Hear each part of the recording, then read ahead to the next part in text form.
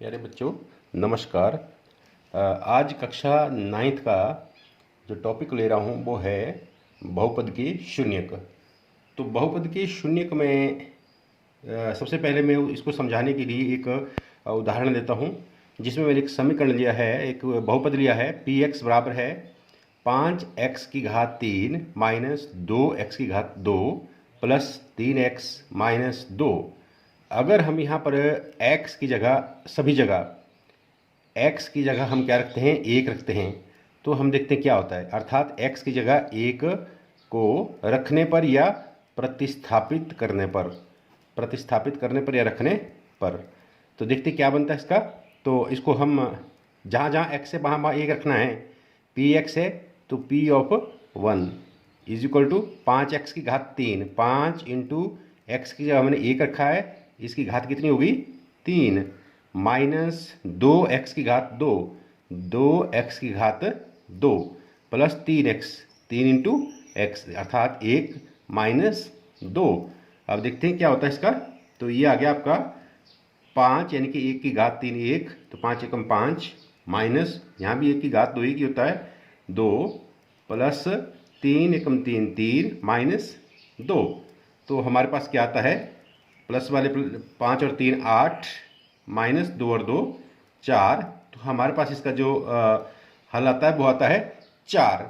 तो बच्चों हम ये कह सकते हैं कि जो हमारे पास दिया हुआ बहुपद पी एक्स है, हमारे पास जो बहुपद पी एक्स दिया हुआ है, पी एक्स का मान इस तरह से हम जब किसी वैल्यू को रख करके प्रतिस्थापित करके इसको हल करते हैं तो उसका जो आंसर आता है उसे उस बहुपद का मान कहते हैं। पी एक्स का मान बराबर है 4।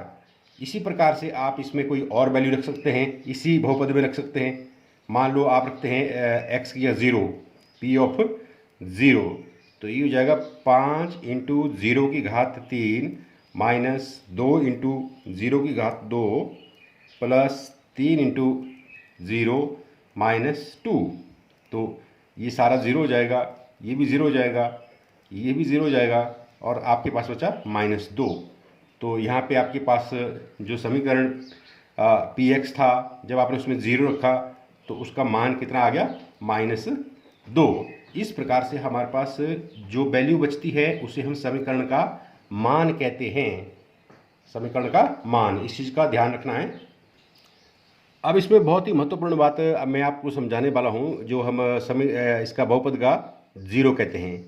मान लो हमारे पास x में हमने कोई ऐसा मान रख दिया, इसमें हमने कोई ऐसा मान रख दिया यहाँ पे कि भाई इस पूरे के पूरे समीकरण उसने क्या कर दिया, इस पूरे के पूरे समीकरण को उसने 0 कर दिया। तो उस स्थिति में हम क्या कहेंगे कि जो मान उसका जो 0 आया, जिसको x पर रखा था हमने, उस मान को इस बहुपद का 0 कहेंगे।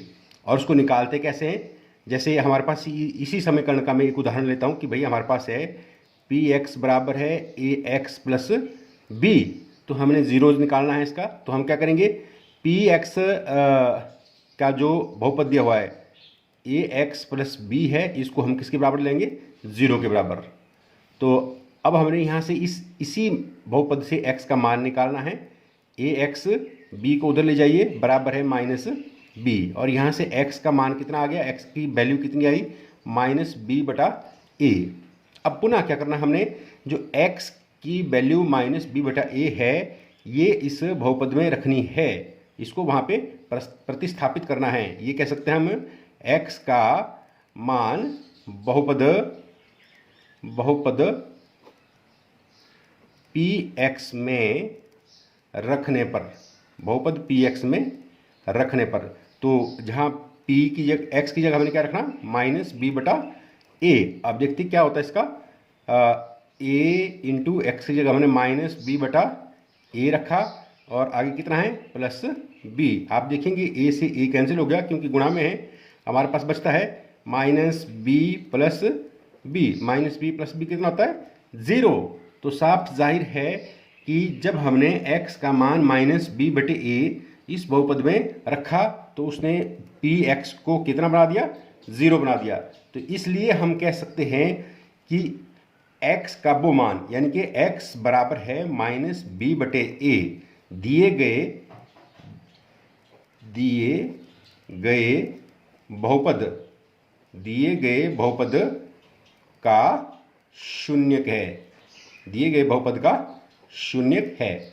साफ जाहिर हो गया। मैं या एक बार फिर स्पष्ट कर दूं कि अगर हमारे पास इस प्रकार का बहुपद दिया हो और यहाँ पे हम x का कोई ऐसा मान रखें, चर पद का कोई ऐसा मान रखें कि जो पूरे के पूरे बहुपद को जीरो कर दे, तो जो मान इसको जीरो करता है बहुपद के मान को, तो उसे हम बहुपद का शून्यक कहते हैं। आपकी पाठ्य पुस्तक की प्रश्नावली 2.2 में प्रश्न दिया हुआ है चौथा, निम्नलिखित स्थितियों में से प्रत्येक स्थिति में बहुपद का शून्यक ज्ञात करें। तो पहला बहुपद दिया है px बराबर है x प्लस 5, तो हमने वही करना है। px बराबर है 0, तो उसका मतलब क्या हो गया, px का मान कितना है, x प्लस 5 बराबर है 0, तो x का मान कितना आ गया यहाँ पे -5।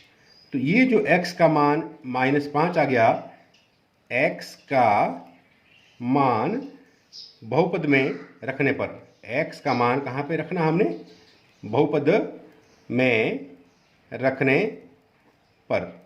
जो देखते हैं जहाँ पर x है वहाँ पे क्या रखना हमने, -5।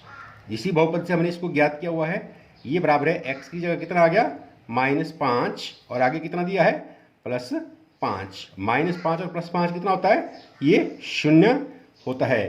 तो इसका मतलब क्या हो गया कि दिए गए बहुपद में x बराबर है -5, x बराबर है -5, दिए गए x बराबर -5 दिए गए बहुपद का शून्यक है, दिए गए बहुपद का शून्यक है।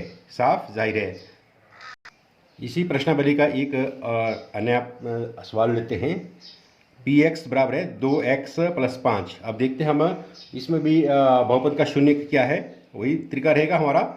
px बराबर है 0, तो उसका मतलब क्या हो गया कि 2x प्लस 5 बराबर है 0। यहाँ से कितना आ गया, 2x बराबर है -5, 5 को उधर ले गए, यहाँ से आपके पास x की वैल्यू आ गई -5/2। x की वैल्यू कितनी आई, -5/2। वही करेंगे हम कि x का जो मान है कहाँ रखेंगे इसको, x का मान दिए गए बहुपद में रखने पर, यानी कि जहाँ जहाँ x दिया है वहाँ पे हमने -5/2 रखना है। तो ये क्या हो गया आपका, p ऑफ -5/2 बराबर है 2 × -5/2 प्लस 5। यहाँ भी देखिए 2 से 2 कैंसिल हो गया, 5 और 5 कितना होता है, 0। तो हमारे पास यहाँ पे जो बहुपद दिया हुआ है ये क्या हो गया, ये 0 हो गया।